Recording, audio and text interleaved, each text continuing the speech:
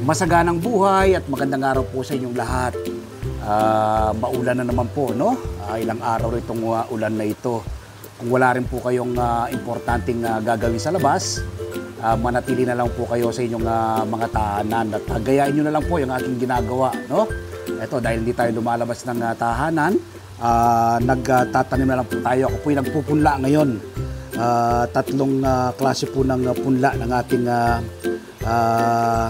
ipinunla, no? Dito po sa mga, ano po ito pinaglagyan po ng prutas, no? Ito. So, ito po yung mga punla, seeds nating ginamit, ano? So, yan po yung mga seeds nating ginamit. Napakaganda po ng seeds na ito, no? Tubo po lahat ng ating ipinunla. Ito po ay green na lettuce, tapos yung ating native na pechay, at saka ang tawag ng iba rito ay pak choy, pero dito sa Green Garden seeds, ang tawag nila ay Taiwan na pechay.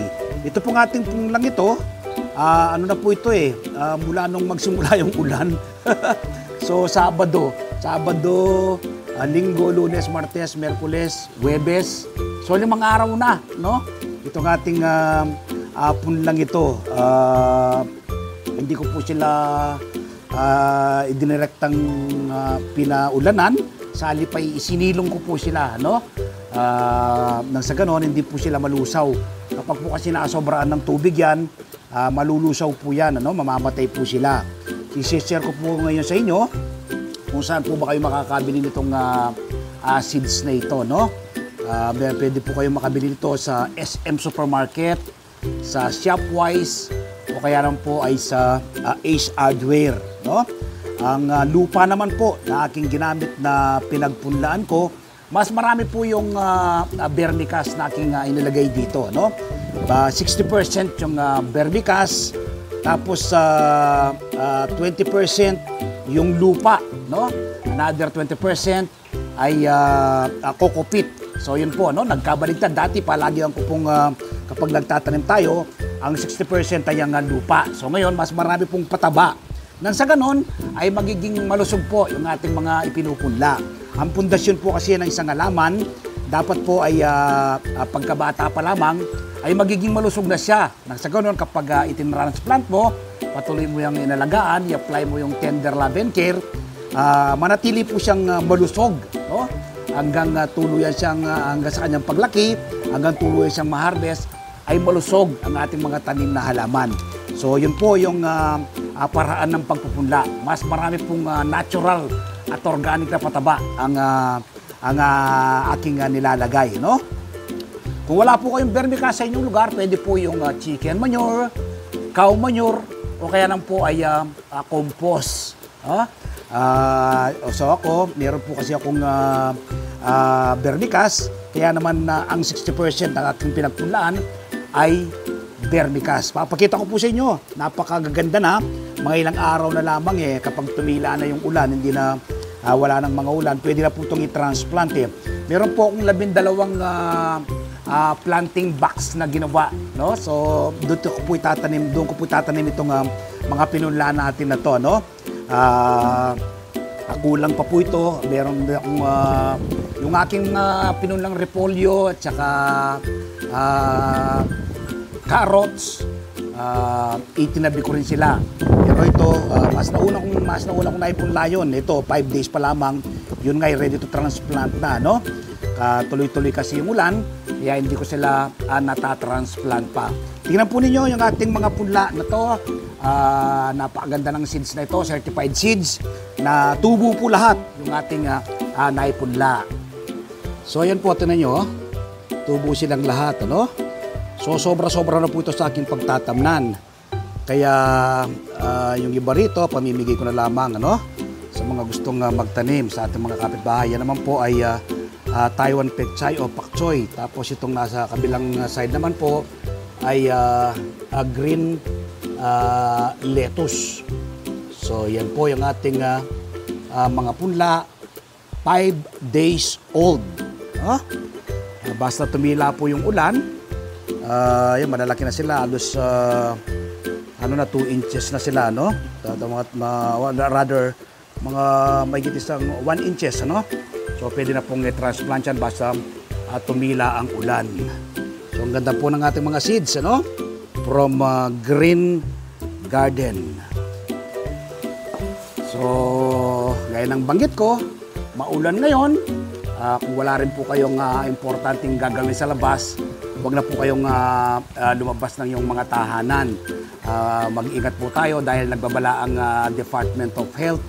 Dumarami po yung bilang ng mga kababayan natin na nagkakaroon ng sakit na leptospirosis. Ang leptospirosis po ay mula po sa iinang daga, no? Sa baha. Kapag po lumusong ka sa baha, tapos nagkataon na meron kang maliit na sugat at merong iinang daga, yung baha na yun, tiyak po ay magkakasakit ka, no? Lalagnatin kang tuloy-tuloy, tapos maninilaw ka, at kapag napabayaan, posible pong nating ikamatay. So dapat po mag-iingat tayo, no? Tuloy-tuloy po yung pagulan. Nag-start po yung ulan na to nung pang Sabado eh. So ilang araw na ngayon, Huwebes na ngayon, tuloy-tuloy pa rin ang pagulan. Sana hindi naman ng siyam-siyam. Dahil nung mga maliliit kami, kapag tinawag nilang siyam-siyam, talaga naman na maraming lugar talaga ang babahahin. No? So magtanim na lang po kayo. Tulad ng aking ginagawang pagtatanim ng ganito. No? Bukod dito, magpupunla pa ako ng palagi ko spinach ang aking ipupunla. No? Tapos magpupunla ako ng yung aking tanim na carrots, at saka yung aking labanos. Yung labanos mukhang nasobra na sila sa tubig eh, nalusaw, hindi ko kagad sila naisilong, ano? Kaya magpupunla na lang ako ng panibago. So invite ko po kayo this coming Sunday. Panoorin po ninyo yung ating TV show na Masaganang Buhay. Ang guest po natin ay ang guro na plantito, no? Na si Sir Ronel de Guzman ng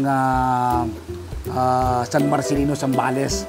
Tapos next Sunday naman, yung may-ari naman po ng Green Garden na si Ma'am Cathy Wang, no? Siya naman po ang ating susunod na guest. So binigyan po tayo ng mga seeds. Sa kanila po galing itong seeds na ito na ating ipinunla. Okay, ang ganda naman po ng resulta. Kikita naman po ninyo, talagang tubo po lahat itong ating naipunla. So don't forget, Masaganang Buhay this coming Sunday. Mapapanood po yan alas 7 hanggang alas 8 ng umaga sa 1PH, Signal TV, Channel 1 ng TV5. Mapapanood din po sa RPTV, YouTube at Facebook. Kapag araw naman po ng Martes, umaga po kayo ng kopya ng Filipino Star ngayon. Ano? Meron po akong column dyan.